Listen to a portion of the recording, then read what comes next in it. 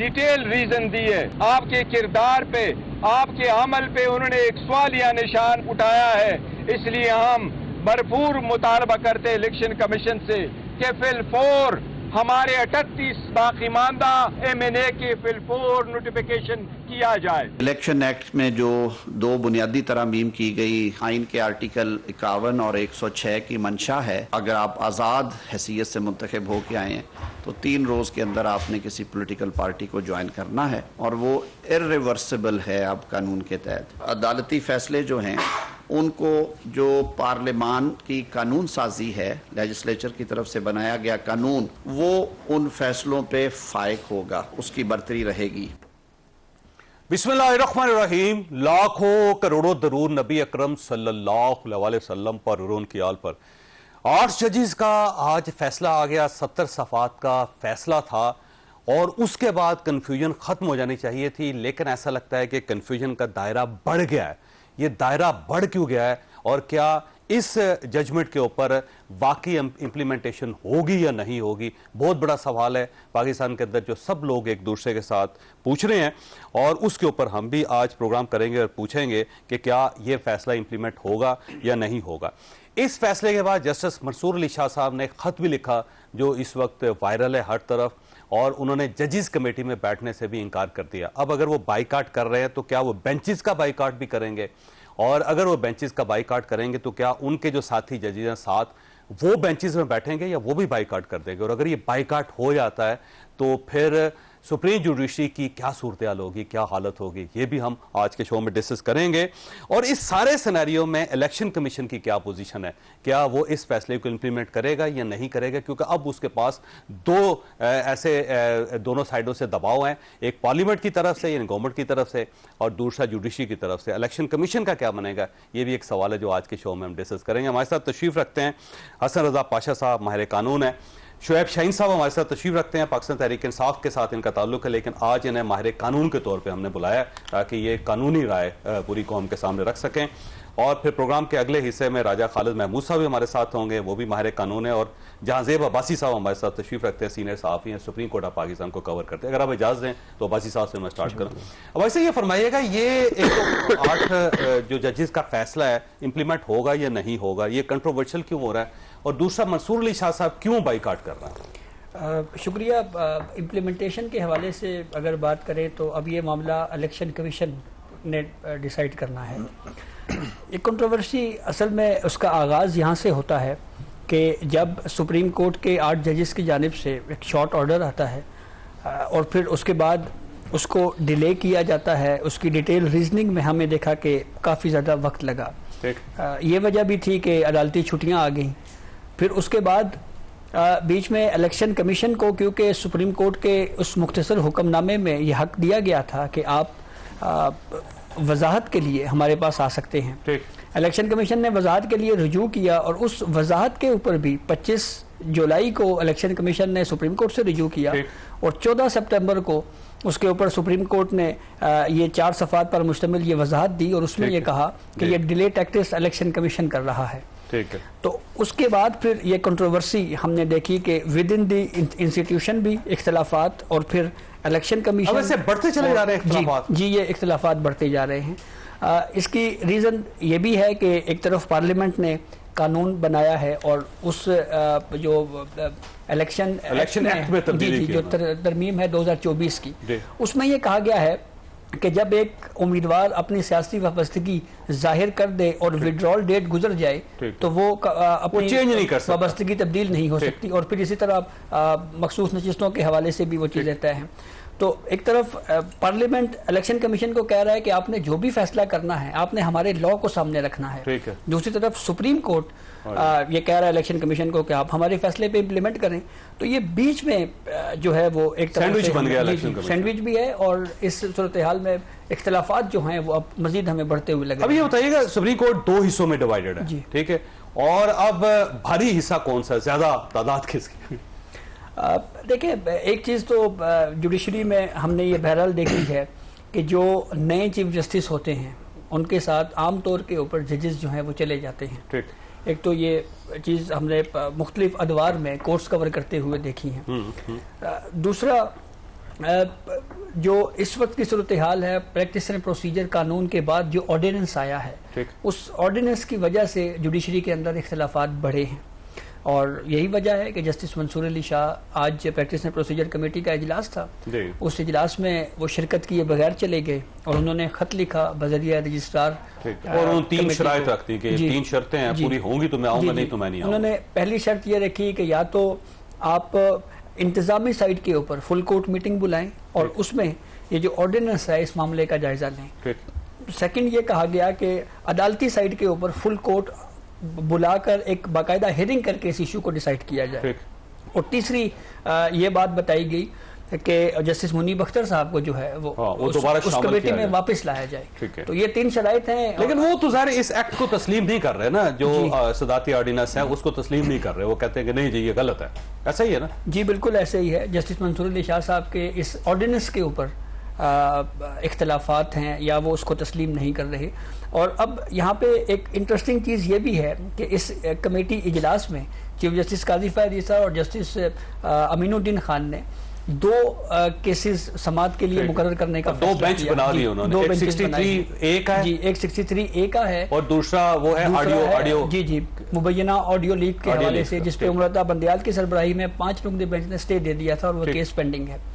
अब audio leak में justice Mansoor Ali Shah हैं जो कि इस कमेटी के इस फैसले को नहीं मान रहे। तो जब ये केस समाअत के लिए मुमकिन तौर के ऊपर अगले हफ्ते में हियरिंग इसकी होगी, तो मेरे ख्याल में तो वो हो सकता है ना बैठे, क्योंकि ना बैठेंगे तो बेंच टूट जाएगा, बेंच टूट जाएगा, नया बेंच बनाना पड़ेगा, रिकॉन्स्टिट्यूशन होगा। अब एक सवाल है आपसे, आखिरी सवाल कि ये बताइएगा कि क्या बाकी जजेस जो उनके साथ और जजेस हैं 7 उनके साथ 8 है ना जी, क्या वो भी बेंचेस में बैठेंगे या नहीं बैठेंगे? देखिए रेगुलरली काज लिस्ट जारी होती है, केसेस चल रहे हैं, जजेस बैठ रहे हैं और केसेस तो सुने जा रहे हैं, लेकिन यहाँ पे जो डिफरेंस ऑफ ओपिनियन है वो मुख्तलिफ उसकी वजूहात बयान की जा रही हैं, जजमेंट्स में उसके ऊपर बात की जा रही है।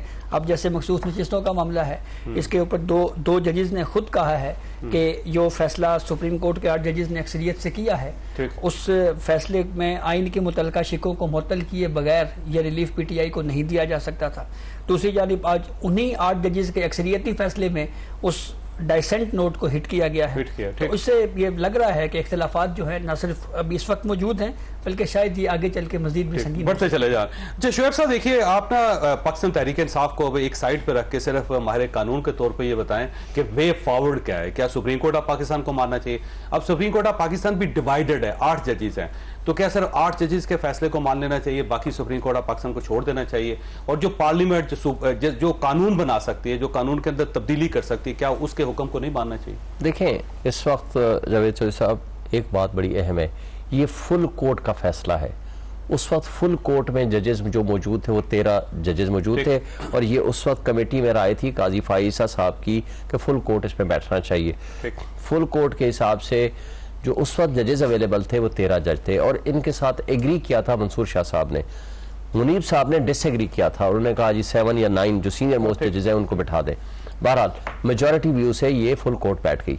फुल कोर्ट के 13 जजेस में से 11 जजेस ने इस बात को तस्लीम किया कि सुप्रीम कोर्ट की जजमेंट को वो जो बल्ले के निशान वाली थी इंटर पार्टी इलेक्शंस वाली, उसको मिस इंटरप्रेट किया नंबर 1, इंक्लूडिंग काजी साहब जो ऑथर जज थे।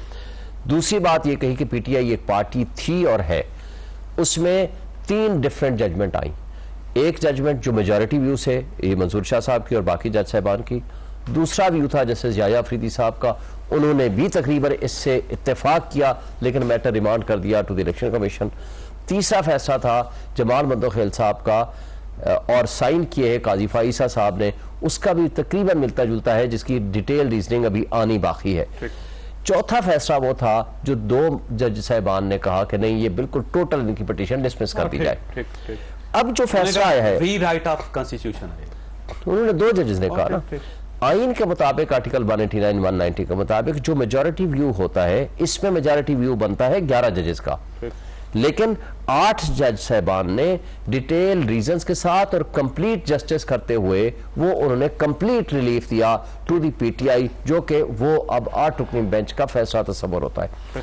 आइन के मुताबिक देखें इंटेलेक्चुअल्स के दरमियान डिफरेंस ऑफ ओपिनियन जजेस के दरमियान हमेशा होती हैं, मंसूर शाह साहब जब बाइकआउट नहीं करते जजेस, जैसा इससे पहले वैसे नहीं किया था, एक काजी फाइसा साहब ने किया, काजी फाइसा साहब ने 4-5 महीने आखिरी जो उनके सीनियर प्यूनी जज के तौर पर थे, उन्होंने कहा है कि प्रैक्टिस एंड प्रोसीजर एक्ट आने के बाद मैं इन बेंचेस को नहीं मानता और मैं इस पे नहीं बैठूंगा अनटिल एंड अनलेस इस केस का फाइनल फैसला ना हो जाए। फिर वो खुद बैठे बंदियाल साहब के जाने के बाद, उन्होंने फुल कोर्ट बनाई और फुल कोर्ट को हेड किया। मेजॉरिटी व्यू ने उसका सिर्फ रेट्रोस्पेक्टिव एप्लीकेबिलिटी खत्म करके उनको कहा यह वैलिड लॉ है।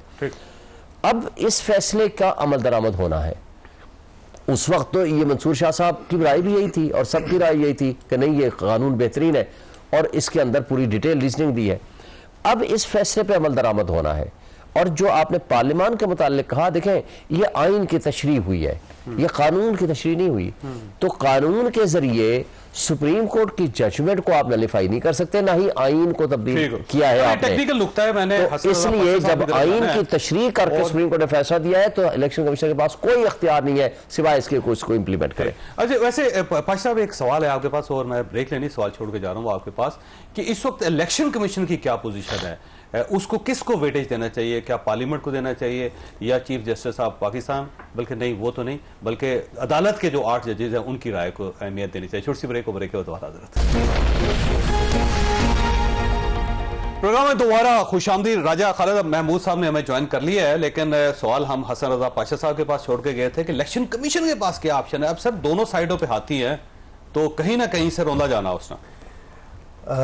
चौधरी साहब, इलेक्शन कमीशन ऑफ पाकिस्तान अजीब सिचुएशन में फंसा हुआ है और आप देख लें कि 4 इजलास हो गए हैं लेकिन अभी तक कोई नतीजा खेज नहीं इजलास फैसला नहीं कर सकते। और एक तरफ पार्लियामान है, पार्लियामान ने जो आइन में दिया गया पार्लियामान का जो इख्तियार है, स्पीकर साहब ने खबरदार जो आप जो इख्तियार है कानून साजी का, पार्लियामान ने वो किया। ठीक।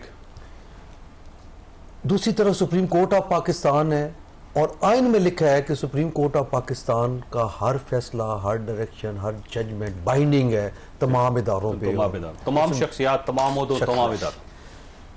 अब स्पीकर साहब ने खत लिख दिया, उन्होंने कहा जी पार्टी पोजीशन बताएं। जो जवाब आया उसके तहत उन्होंने पार्टी पोजीशन बता दी जिसमें पीटीआई। ठीक है ही नहीं। लोग सोचने पे मजबूर हो गए कि आखिर क्या वजह है, पीटीआई पार्लिमानी पार्टी का क्यों नहीं। तो जब उन्होंने गिनतियां की तो पता चला कि 80 के करीब तो चले गए सुन्नी इत्तेहाद काउंसिल में। बाकी जो रह गए थे मसलन चेयरमैन बैरिस्टर गौर साहब, उमर अयूब साहब, ये आज़ादी रह गए।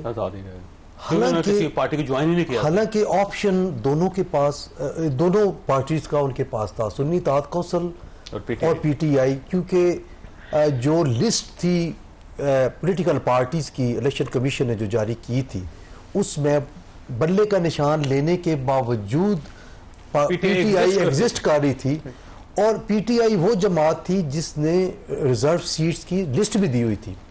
तो इनके लिए बहुत इजी था कि ये उसमें अगर फर्ज माल आप 80 को उधर भेजने हैं तो खुद आप इधर आ जाए, कम से कम पार्लिमानी पार्टी का वजूद तो बन जाए। लेकिन पार्लिमानी पार्टी का वजूद न बन सका और इन्होंने आपका ख्याल है ये सियासी हमाकत है? बेसिकली मैं हमाकत नहीं कहूंगा, ये बहुत सख्त लफ्ज है, लेकिन कुछ गलतियां हुई हैं इनके सियासी साथ। गलती है। देखिए ना, ब्लंडर क्या था? देखिए इन्होंने खतरनाक ये पिटिशनर नहीं बने। ठीक है, इस केस में सीटें लेने के लिए पिटिशन नहीं बने। लेकिन आज तो कह दिया ना सर, पिटिशनर बने थे। नहीं, ना भी बने, पिटिशनर नहीं बने थे। कौन सी पिटिशन है? एक सीएमए फाइल की बतौर इनके पार्टी बनने के लिए, वो पिटिशन नहीं उसको कंसिडर करते। फरीक बनने की एक दरखास्त है कि हम जरूरी फरीक मुकदमे, और वो भी मेरा ख्याल है उसको खींच तान के बनाया गया है, वो कोई डायरेक्टली पीटीआई की तरफ से नहीं थी। क्या वो दरखास्त पूरी पार्टी सर मैं की पार्टी थी, इनको अंदाजा नहीं था कि हम गलती कर रहे हैं? मैं आपको बताऊं, शुएब साहब भी बैठे हैं माशाल्लाह, बड़े हमसे तो बहुत सीनियर हैं, बड़े विजन वाले लोग।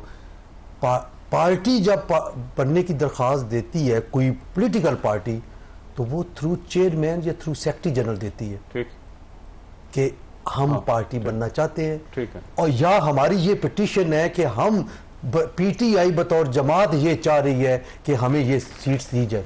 इस किस्म की कोई पिटीशन नहीं फाइल हुई जो कि होनी चाहिए थी, क्योंकि मेन स्टेक होल्डर ये थे, आजाद मेंबर्स इनके थे, कोई दूसरी राय नहीं है। जितनी भी इन्होंने ली सीट्स आजाद उम्मीदवारान ने वो पीटीआई बैग थे, ठीक है, लेकिन इन्होंने कुछ गलतियां ऐसी की जो कि वक्त ने ये साबित किया कि ये है।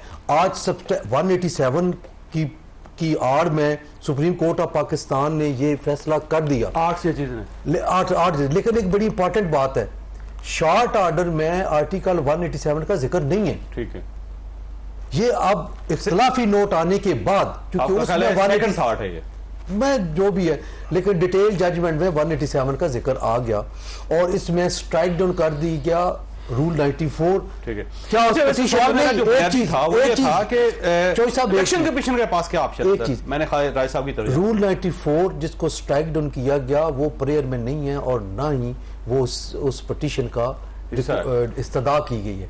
एक तो ये बात है। अब इलेक्शन कमीशन ऑफ पाकिस्तान मेरा ख्याल है कि अपनी गर्दन आगे कर देगा सुप्रीम कोर्ट के, जो भी है, फिर गर्दन आगे करेगा। अच्छा राय साहब, ये देखें एक और मफरूजा है जो मैं मफरूजा आपके सामने रख रहा हूँ कि एक नया बेंच बन गया है, वो 63A जो नजरसानी दरख्वास्त थी उसके ऊपर 30 सितंबर को उन्होंने हेयरिंग स्टार्ट करनी है। अब अगर ये पुराना फैसला जो है 63A का ये बेंच उसको उड़ा देता है तो फिर पार्लियामेंट के पास एक ऑप्शन बचेगा कि वो कहीं से तोड़ ताड़ के MNA वो तरमीम पास करवा देगा। तरमीम पास कर देगी तो फिर क्या पोजीशन होगी?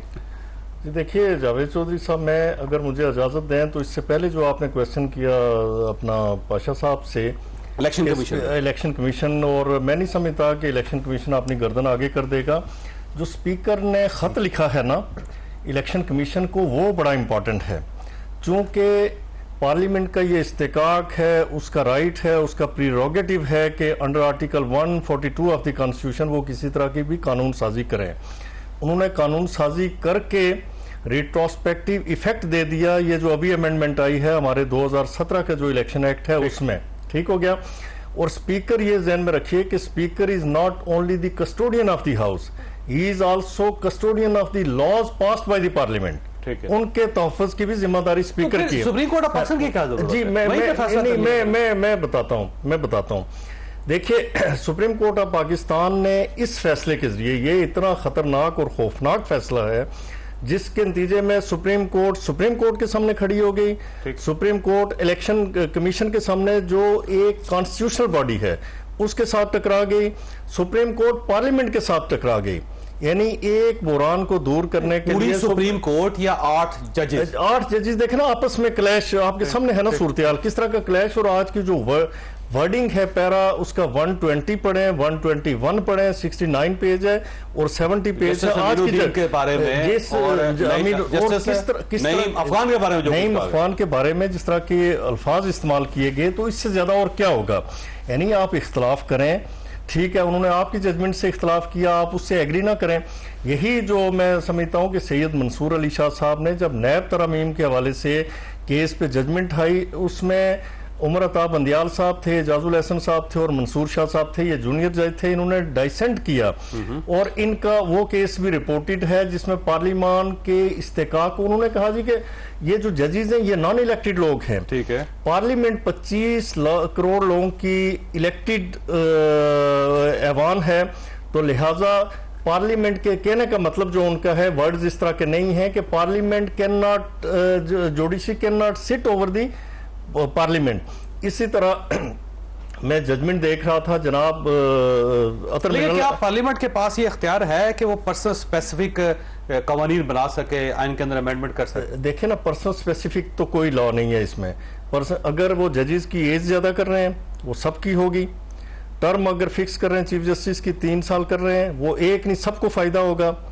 उससे हटके अगर प्रैक्टिस एंड प्रोसीजर एक्ट के अंदर एक तरमीम ऑर्डिनेंस के जरिए लाए हैं तो उसका आप देख लेना, आपके सामने है कि आपके सामने है कि किस तरह से इस रिव्यू पिटीशन को फिक्स नहीं होने दिया गया। ये जो रिव्यू पिटीशन इस 12 जुलाई के फैसले के हवाले से थी, और आप देख लें यानी एक वाकया नहीं कई वाकयात हैं, सीरीज ऑफ इंसिडेंट्स कि आप देखें कि 12 जुलाई को फैसला देते हैं, 25 जुलाई को इलेक्शन कमीशन जाता है उनके पास कि जी हमें ये वजाहत चाहिए। जो वजाहत उन्होंने दी उन पैराग्राफ्स के हवाले से नहीं है, ये बड़ी इंपॉर्टेंट बात है। उन्होंने कहा जी हमारा तो ये क्लियर है इस हवाले से, वो मुख्तलिफ था जो उनकी जजमेंट है। उन्होंने कहा कि ये पैराज के हवाले से अगर आपको कोई एम्बिग्विटी हो, फिर काज लिस्ट कोई नहीं आई, नोटिस कोई नहीं आया, हियरिंग कोई नहीं हुई, जजमेंट के 9 सवालों के जवाब उन्होंने दे दिए। 9 सवालों के जवाब, 9 सवाल बड़े इंपॉर्टेंट जो है। जिस स्टार्ट से पूछे गए चीफ जस्टिस पाकिस्तान ने, वो इन्होंने जवाब दे दिए हैं वैसे उसमें अंदर। वैसे शेख साहब फरमाइएगा सर, ये अगर ये फैसला जो 8 जजेस का है वो इम्प्लीमेंट नहीं होता तो आप क्या करें? देखिए, मैं पहली बात तो ये है कि हमने तो जो करना है, हम तो ज़ाहिर कंटेम्प्ट में जाएंगे। और दूसरी बात यह है कि ये कंटेम्प्ट, सो मोटो कंटेम्प्ट 8 रुकनी बेंच इनिशिएट कर सकता है, खुद कर सकते हैं बगैर चीफ जस्टिस की कंसेंट के, बगैर चीफ जस्टिस कंसेंट के। जजेस को सिंगल जज भी कंटेम्प्ट के लिए इनिशिएट कर सकता है, और इसलिए कोई दूसरी राय नहीं है, इसमें कोई प्रॉब्लम नहीं। पहले तो शायद चीफ जस्टिस को इन्वॉल्व किया जाता नहीं, वो होता था कि अगर किसी जजमेंट कोई ऐसा मसला आ गया है कि वो लिखते थे सुओ मोटो एक्शन लेने के लिए, राय साहब कह रहे हैं यहाँ सुओ मोटो, यहाँ सुने ना, बार खैर इनकी अपनी राय देखें। इस वक्त सुप्रीम कोर्ट ने एक 8 रुकनी बेंच ने फैसला दे दिया। उस फैसले के बाद, अच्छा ये भी आपको मैं बता दूं, 12 जुलाई का फैसला आया, 15 जुलाई को सुप्रीम कोर्ट की छुट्टियां हो गई, जज साहबान चले गए। 10 सितंबर से दोबारा सुप्रीम कोर्ट ने फंक्शनिंग शुरू की। आज 23 तारीख को फाइनल डिटेल रीजनिंग आ गई है। ये बार बार कहा जाता था कि जी डिटेल रीजन नहीं आई, वो आए तो हम इंप्लीमेंट करें। अब आ गई है, इंप्लीमेंट करने में क्या हर्ज है? दूसरी बात जो कहा जा रहा है कि 14 सितंबर को उसका जवाब दे दिया, उसमें लिखा हुआ है कि जिस पार्टी को कोई एक्सप्लेनेशन चाहिए तो वो हमसे मांग ले। इसमें एक्सप्लेनेशन की जो सवाल मांगा गया था, पहले कभी ऐसा वाकया हुआ है सुप्रीम कोर्ट ऑफ पाकिस्तान के किसी जजेस ने अचानक इस तरह वजाहत की हो अपने फैसले की और वो लोड कर दी हो ऑनलाइन? कोई फर्क नहीं पड़ता। सुप्रीम कोर्ट पहले कभी हुआ है? कई हुए होंगे, देखिए आपने उस ऑर्डर को देखना है ना। उस ऑर्डर में अगर ये लिखा हुआ है कि अगर किसी को वजाहत की जरूरत है हमारे पास आ जाए, तो वो आ गए। पहले तो आमतौर पर एक फैसला होता था, आना चाहिए ना उनको। नहीं, थ्रू रजिस्ट्रार ही आया है ना। किसके पास आया? रजिस्ट्रार के पास एप्लीकेशन जमा हुई, एप्लीकेशन पे नंबर लगा, उस नंबर के बाद उस जजमेंट में लिखा हुआ है शॉर्ट ऑर्डर बना उसके लिए सर बेंच नहीं बनना था, शॉर्ट ऑर्डर में किसी को बुलाया गया। साहब शॉर्ट ऑर्डर में ये लिखा हुआ है कि जब किसी को एक्सप्लेनेशन चाहिए होगी हमारे पास आएगी, हम चैम्बर में उसका फैसला करेंगे और चैम्बर में जरूरत नहीं है। अच्छा नहीं, जहाँ बैठे होंगे, सुने ना, बैठ के सुनना तो नहीं था। उन्होंने इंडिपेंडेंटली, हर बंदे ने भी अपनी ओपिनियन दे सकते हैं और बैठ के एक चैम्बर में बैठ के भी फैसला कर सकते हैं। तो इंटरनल उनकी अरेंजमेंट है ना। ये करना कि मैं, आप या कोई और शख्स जो 8 रुकनी बेंच के अलावा है, 8 रुकनी बेंच ने ऑर्डर किए हैं ना उसके ऊपर। मैंने ब्रेक लेनी है शेख साहब, तो आप क्या बाकी जजेस हैं, क्या आप उनको जजेस समझते हैं? क्या उनका फैसला जो है उनकी कोई एहतराम नहीं होना चाहिए? क्या उसकी कोई इज्जत नहीं होनी चाहिए? और बाकी अगर 17 में से 8 या 9 या 7 जजेस ये फैसला करते हैं कि ये फैसला गलत है और ये नहीं होना चाहिए था, तो क्या आप उसे तस्लीम करेंगे या नहीं? छोटी सी ब्रेक, और ब्रेक के बाद दोबारा जरूरत प्रोग्राम में दोबारा खुश आमदीद। पैसा ये फरमाइएगा, मेरे से सवाल किया था, मैं सवाल का जवाब दे दूं, फिर पैसा की तरफ जाए। अच्छा चलो आप जवाब। आपने मेरे से सवाल किया था कि 8 रुकनी के अलावा, नहीं, आपने मेरे से चूंकि सवाल करके आप चले, बाकी जजेस का फैसला क्या होगा? देखें, इसमें 13 रुकनी बेंच था, 11 रुकनी ने एक फैसला किया। उस 11 रुकनी के फैसले से बरअक्स 2 जजेस ने डिफरेंट कहा है। आज के 8 के जजेस में से बाकी 3 उनका नहीं है। सुन लेना 8 रुकनी बेंच ने डिटेल रीजन दे दी, 2 ने पहले दे दी थी। ये 2 8 2 10 हो गए, या अफरीदी साहब ने आज दे दी, ये 11 हो गए। 2 जज साहबान ने, जमाल मंदोखेल और काजी फाइसा ने अभी डिटेल रीजनिंग देनी है, तो लिहाजा आइन के मुताबिक जो मेजॉरिटी भी होता है उसने इंप्लीमेंट होना है। ये आइन का तकाजा है, ये मेरा आपका हमारी सवाबदीद अख्तियार नहीं है। और एक सवाल आपने किया था, क्या स्पीकर जो है वो सुप्रीम कोर्ट के फैसले के over and above appellate authority है? नहीं है, वो इस वक्त आइन की तशरीह की है, लिहाजा ऐसा कोई पर्सन दोबारा वो इशू फिर वही है कि अगर फैसले सुप्रीम कोर्ट ने करने, पार्लियामेंट की कोई जरूरत नहीं। तो अगर कोर्ट देखें, आइन में अगर किसी आईनी इशू आएगा उसकी तशरीह सुप्रीम कोर्ट, अगर आइन को तब्दील सुप्रीम कोर्ट ऑफ पाकिस्तान कर सकती है, पार्लियामेंट की कोई जरूरत नहीं। और अगर पार्लियामेंट जो ये फैसले कर सकती है सुप्रीम कोर्ट ऑफ पाकिस्तान के फैसलों के बाद, तो फिर सुप्रीम कोर्ट की कोई जरूरत नहीं। फिर आप अकेले रख लें, सब आइन के पाबंद है। वैसे ये फरमाइए सर, ये जस्टिस मंसूर अली शाह साहब ने आज बाइकआउट कर दिया कमेटी का, और वो उन्होंने खत भी लिख दिया, तो इसके क्या नताइज निकलेंगे? वैसे देखें, खतूत से तो जान छूट गई थी, जब प्रैक्टिस एंड प्रोसीजर एक्ट आया और काजी फाइसा साहब चीफ जस्टिस बने तो उन्होंने फर्स्ट मीटिंग की, फुल कोर्ट मीटिंग की और उसके बाद बंद हो गए। बड़ी खुशी हुई हमें कि चले ये खतूत वाला सिलसिला, लेकिन आज फिर खत शुरू हो गए। और ठीक है, जस्टिस मसूद अली शाह साहब ने अपनी रिजर्वेशन शो की कि ये है, इस रिजर्वेशन जो उन्होंने शो की ये बार काउंसिल और बार एसोसिएशन ने भी की कि ये जो अमेंडमेंट आई है ये कोई मुनासिब नहीं है, इसको जो असल स्पिरिट है प्रैक्टिस एंड प्रोसीजर एक्ट की उसके अगेंस्ट है। अब उनका ना बैठना ये कोई, मैं समझता हूँ कि मुनासिब नहीं है, उनको बैठना चाहिए, अपनी राय का इजहार देना चाहिए। एक वक्त था कि जस्टिस मुनीब दोनों जजेस है यानी काजी फाइसा साहब और मंसूर शाह साहब से डाइसेंट करते थे और 2-1 की रेशो से एक फैसले होते थे, तो वो क्यों नहीं बैठे? बैठना चाहिए था और उसमें अपना एहतजाज या अपना जो है वो रिकॉर्ड करना चाहिए था ये। और अभी भी हम ये रिक्वेस्ट करते हैं और एक्सपेक्ट करते हैं कि जस्टिस मंसूर अली शाह साहब बड़े डेयरिंग और एनर्जेटिक जज हैं, उनको बैठना चाहिए इसमें और तारीख रकम करनी चाहिए। अगर आप बाइकाट करते हैं तो फिर ये तो सिर्फ एक उनको वॉक ओवर देने की बात है। पार्लियामेंट में होता था बाइकाट, अब तो वॉक ओवर देने की बात है। मेरा ख्याल है कि ये मुनासिब नहीं है, उनको करना चाहिए। राय साहब ये फरमाएं कि अब वे आउट क्या है जी सारे सूरत हाल का, क्योंकि कम्प्लेक्स हो गई है, कंफ्यूजन बढ़ती चली जा रही है, तो रास्ता क्या है? जी जावेद चौधरी साहब, रास्ता तो यही है कि आइन के मुताबिक फैसले किए जाएं। देखें ना, बिगाड़ कहाँ से पैदा हुआ? पहला बिगाड़ पैदा हुआ 63A को जब आपने रीराइट किया। उसके बाद ये मैं तो तवक्को नहीं करता था कि ये बेंच इस तरह से गुजरेगा। यानी कॉन्स्टिट्यूशन ऑफ पाकिस्तान का आर्टिकल 51 वाज़े तौर पे ये कहता है कि 3 दिन के अंदर जो आज़ादाना तौर पे मुंतखब अरकान है किसी पार्टी ज्वाइन करें, आपने 15 दिन कहाँ से दे दिए? शुएब साहब और हमारे भाई हसन रज़ा पाशा साहब बहुत अच्छी तरह से जानते हैं।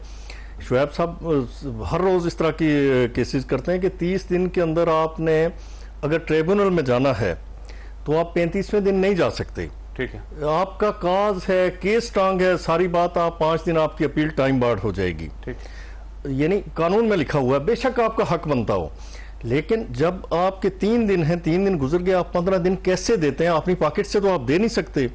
इसका मतलब है कि कॉन्स्टिट्यूशन के उस आर्टिकल को आपने रिडंडेंट बना दिया। ठीक, फिर आप देखें कि 185 में जब अपीलेट जुरिस्डिक्शन इन्वोक करते हैं सुप्रीम कोर्ट ऑफ पाकिस्तान की, तो उसमें होता यह है कि अपील या तो मंजूर होगी या डिसमिस होगी। ठीक, ये 2 ऑप्शंस हैं, ये सारे सीनियर दोस्त समझते हैं पूरी तरह से।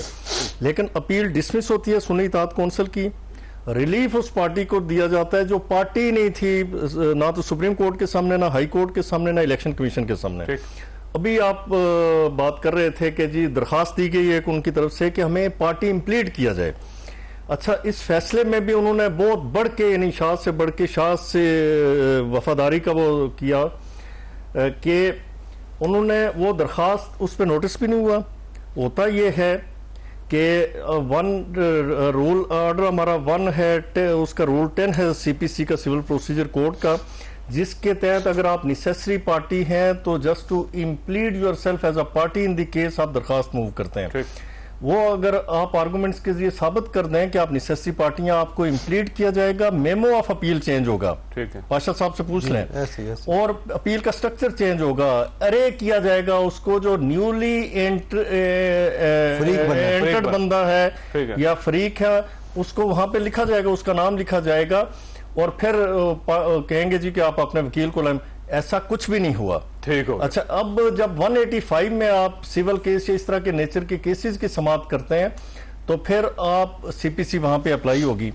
ये पता नहीं, बिल्कुल मैं समझता हूं कि इस फैसले में टोटल जो जूरिस्प्रूडेंस है वो सिविल है, वो क्रिमिनल है, वो कॉन्स्टिट्यूशनल है, वो सारा चेंज करके रख दिया गया। लिहाजा उस फैसले के नतीजे में आप देखें कि कितनी ज्यादा खराबी पैदा हुई, जजेस की आपस में दूरी, और फिर इलेक्शन कमीशन की तरफ से कि हमने देखें, ये पहले बात आई, ब्रेक लेने दे। एक बात मैं कर रहा हूं कि पूरी दुनिया में पार्लियामेंट के पास ये हक और अख्तियार मौजूद है कि वो एपेक्स जुडिशरी के फैसलों को अनडू कर सकता है। मैं इंडिया की एक मिसाल यहाँ पे कोट करूंगा, लेकिन आपकी ब्रेक के बाद एक छोटी सी ब्रेक लेनी है और ब्रेक के बाद शुएब सईद साहब की तरफ आएंगे कि अब अगर ये फैसला इम्प्लीमेंट नहीं होता तो क्या क्या फोरम्स हैं और क्या एक अदलिया बहाली मूवमेंट दोबारा चलने वाली है। और इसके साथ साथ एक और सवाल भी इसके अंदर ये बनता है कि अगर आप तौहीन अदालत करते हैं, पिटीशन दायर करते हैं, तो वो पिटीशन जाएगी किसके पास और वो बेंच कौन बनाएगा। छोटी सी ब्रेक, और ब्रेक के बाद दोबारा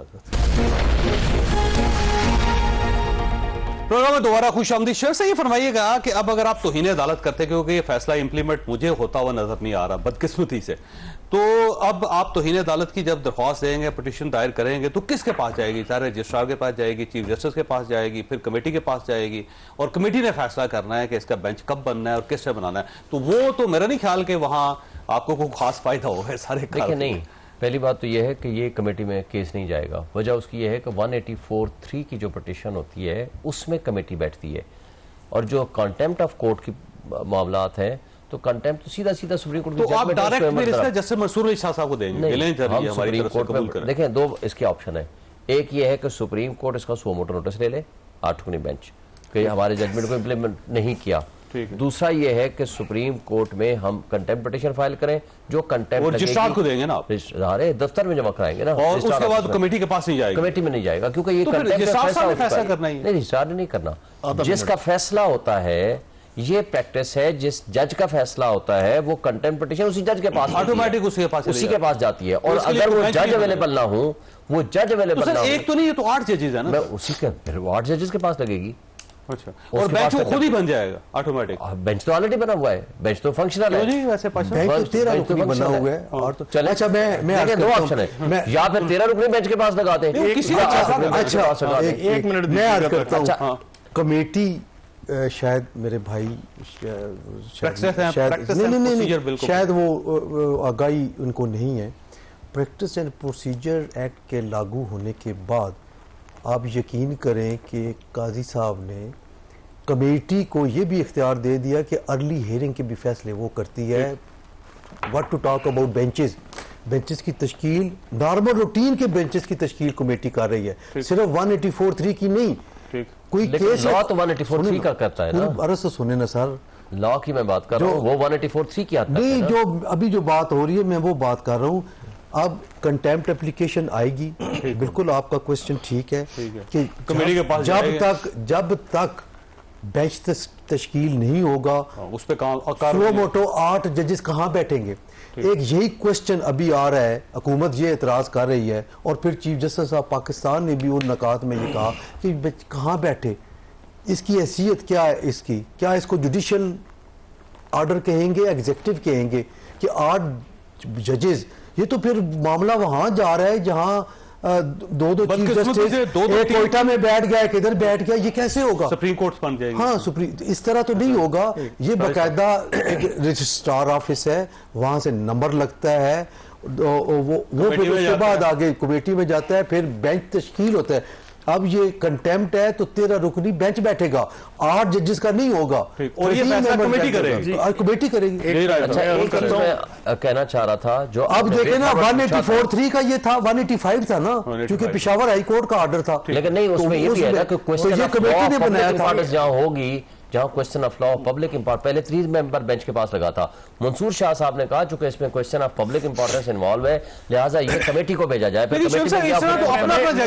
मैं इसे रिजॉल्व कर देता हूं। एक बात सिर्फ करके आपने वे फॉरवर्ड पूछा था, मैं बात कर, मैं वापस आता हूं, मैं उनसे 1 मिनट के लिए। शुएब साहब ने फरमाया ना कि 184(3) के तहत जो पिटीशन आती हैं उसके लिए कमेटी बैठती है। ये सो मोटो किसके तहत, किस आर्टिकल के तहत या किस लॉ के तहत लिया जाता है? 184(3) है ना। 184(3) के तहत अगर सो मोटो लिया जाता है तो सो मोटो को नहीं वाज़ेह कर दो। एक सेकंड सर, कंटेम्प्ट जो है वो आप article 204 read with contempt of court ordinance 203 आपको सुओ मोटो की पावर देता है, लिहाजा वो पावर 184(3) की नहीं होती, वो कंटेम्प्ट ऑफ कोर्ट ऑर्डिनेंस की पावर चीफ जस्टिस को देता है। सब मैं जज नहीं, इन्होंने खुद कहा है कि कंटेम्प्ट सुओ मोटो भी ले सकते हैं। सुओ मोटो उस हवाले से राजा लेकिन वो 184(3) की पावर नहीं है, वो कंटेम्प्ट ऑफ कोर्ट ऑर्डिनेंस की पावर है। साहब ने फरमाया कि 184(3) की पिटीशन को कमेटी देखेगी और उसके बाद वो बेंच तश्कील देगी, तो सुओ मोटो भी 184(3) के तहत लिया जाता है, लिहाजा कंटेम्प्ट अगर कोई फाइल होगी तो कमेटी के पास जाएगी, डायरेक्ट नहीं इंस्टीट्यूट होती, डायरेक्ट वहां पे इंस्टीट्यूट होती है। अब देखें सिविल जज के पास, डिस्ट्रिक्ट जज के पास, जहां पे जिस जज की कंटेम्प्ट हुई है, जिसके फैसले को इम्प्लीमेंट नहीं किया गया, उस जज के पास आप डायरेक्ट जाएंगे। लेकिन सुप्रीम कोर्ट में एक मैकेनिज्म है, एक तरीकेकार है, उनके रूल्स ये कहते हैं कि अब आप जाएंगे किसके पास, के रजिस्ट्रार के पास, और वो आगे कमेटी के पास, और कमेटी फिर उसे डिसाइड फॉरवर्ड है। देखें, एक सिर्फ इस बात पे वाजे करके देखें, ये 184(3) की पावर एक्सरसाइज नहीं कर रहे, ये पावर एक्सरसाइज कर रहे हैं कंटेम्प्ट ऑफ कोर्ट ऑर्डिनेंस की, जो सो मोटो पावर देता है, वो एक्ट के तहत पावर एक्सरसाइज करेंगे। 8 में से कोई जज भी कर सकता है, 8 के 8 करेंगे। अच्छा, ये कर सकते हैं। इतना कॉन्फिडेंस कहां से कि 8 के 8 खुद करेंगे? कर सकते हैं ना, मैंने ये कर सकते हैं, तो आपने कहा करेंगे, तो मैं डर गया। करना चाहिए उनको, इसलिए कि उनके फैसले की अमल दरामद नहीं हो रहा। दूसरा आपने वे फॉरवर्ड बताया, देखें इस वक्त पाकिस्तान के जो हालात हैं, अब आईनी बहरान या जुडिशल बहरान पैदा करने की बजाय सिंपल आप मंसूर शाह साहब को नोटिफिकेशन करें, let the supreme court should start functioning. जाने वाला चीफ जस्टिस आखिरी 6 महीने इस तरह के पंगे नहीं करता जिस तरह का काजी साहब फरमा रहे हैं। और जो चले मैं उसको कह देता हूँ, चले एडवेंचर, सुने मैं ये कह देता हूँ, चले मैं ये गुजारिश विद रिस्पेक्ट ये कहता हूँ, ये एडवेंचर नहीं करना चाहिए कि देखें सीनियर मोस्ट जज को हटा के साहब आधा घंटा पहले तक करते रहे। फैसले करना तो उनका हक है, करें, लेकिन ये करना सीनियर मोस्ट जज को हटा करके इस तरह की तकसीम पैदा करना, इस तरह के हालात पैदा करना जाते जाते, ये उनकी भी डिसरिस्पेक्ट है, सुप्रीम कोर्ट की भी डिसरिस्पेक्ट है, इसे अवॉइड करना। बस आपने गुफ्तगू सुनी, फैसला आपने खुद करना। अल्लाह ताला आप और आपके अहले खाना को हर किस्म की मुसीबत से महफूज रखे। अल्लाह हाफिज।